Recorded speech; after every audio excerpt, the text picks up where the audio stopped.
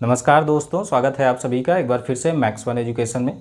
आइए सीखते हैं किसी भी नंबर का 2, 4 और 8 से डिविजिबिलिटी का रूल। तो सबसे पहले हम 2 से डिविजिबिलिटी का रूल देखते हैं। अगर आपको किसी भी नंबर को देखना है कि वो नंबर 2 से कटेगा या नहीं कटेगा, तो हम क्या करेंगे, केवल उस नंबर का लास्ट डिजिट देखेंगे। अगर उस नंबर का लास्ट डिजिट 2 से कट गया तो वो पूरा नंबर भी 2 से कम्प्लीटली डिवाइड होगा। जैसे कुछ एग्जाम्पल हम यहाँ पे लेते हैं और इसको समझते हैं। मान लीजिए आपको दिया गया हो 20। अब आपसे पूछा जाए कि बताइए क्या ये 2 से कटेगा या नहीं कटेगा, तो हम क्या करेंगे, केवल इसका लास्ट डिजिट देखेंगे। तो लास्ट डिजिट है यहाँ पर 0, तो 0 2 से कम्प्लीटली डिवाइड होता है। तो यहाँ पर हम कह सकते हैं कि ये नंबर भी 2 से डिवाइड होगा।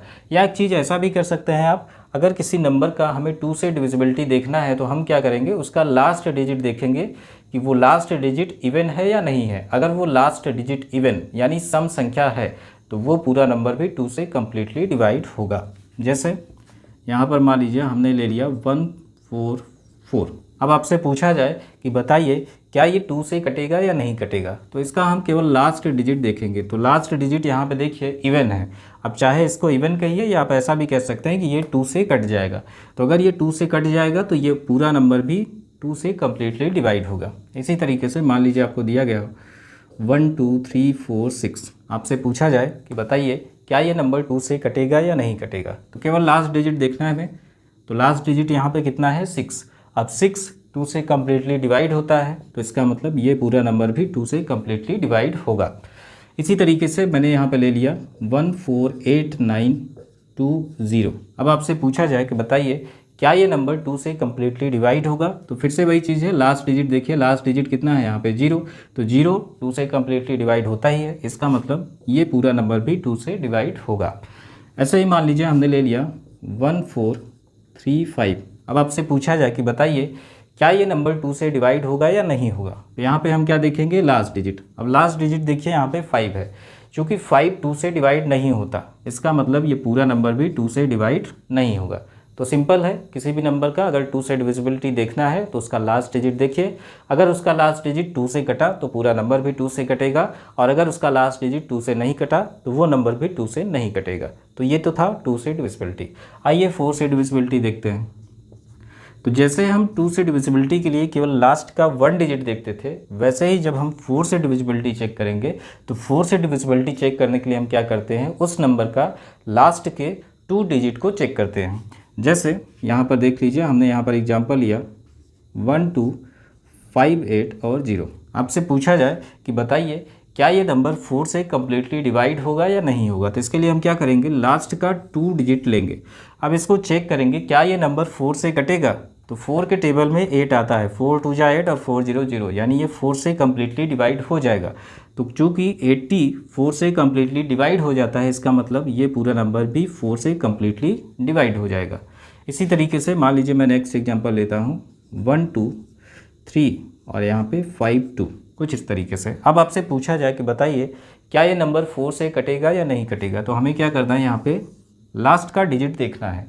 अब यहाँ पे देखिए लास्ट के 2 डिजिट 52 है, तो 52 क्या 4 से कटता है, तो 4 को अगर 13 टाइम ले जाएंगे, 13 4 जा 52 होता है, यानी ये 4 से कटता है। अगर ये 4 से कटता है, इसका मतलब ये पूरा नंबर भी 4 से कम्प्लीटली डिवाइड होगा। इसी तरीके से एक नेक्स्ट एग्जांपल लेते हैं। मान लीजिए दिया गया 11260। आपसे पूछा जाए कि बताइए क्या ये नंबर 4 से डिवाइड होगा या नहीं होगा, तो फिर से वही चीज़ है, लास्ट का डिजिट देखिए, लास्ट के 2 डिजिट हमें देखना है।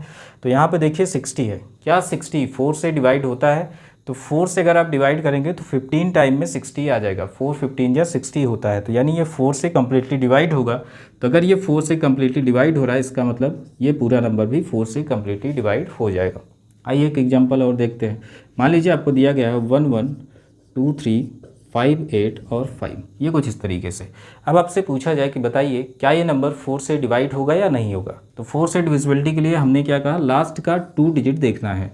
तो लास्ट का 2 डिजिट देखिए, यहाँ पर 85 है, क्या 85 4 से डिवाइड होता है, तो अगर आप इसको 4 से डिवाइड करेंगे, 4 2 जा 8, ये कट जाएगा, यहाँ पे 5 है। अब 5 4 से नहीं कटता, यानी 85 4 से नहीं कटता, इसका मतलब ये पूरा नंबर भी 4 से डिवाइड नहीं होगा।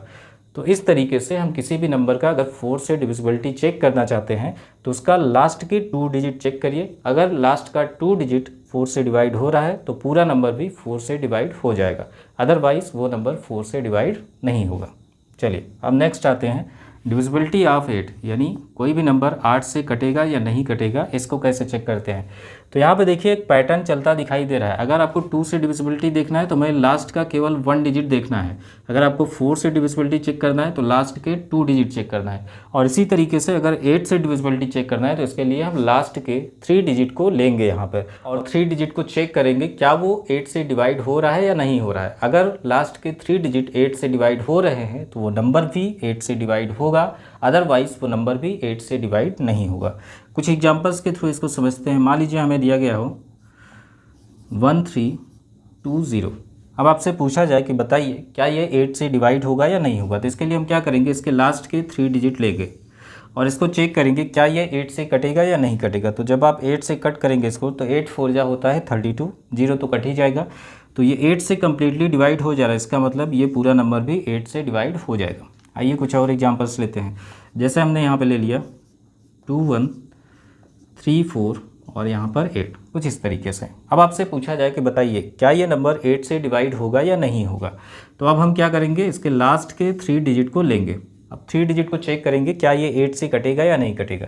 तो जब आप इसको 8 से डिवाइड करेंगे 8 4 जा 32, 2 बचेगा यानी 28। अब 28 8 से डिवाइड नहीं होता, तो चूँकि 348 8 से डिवाइड नहीं होता, इसका मतलब ये नंबर भी हमारा 8 से डिवाइड नहीं होगा।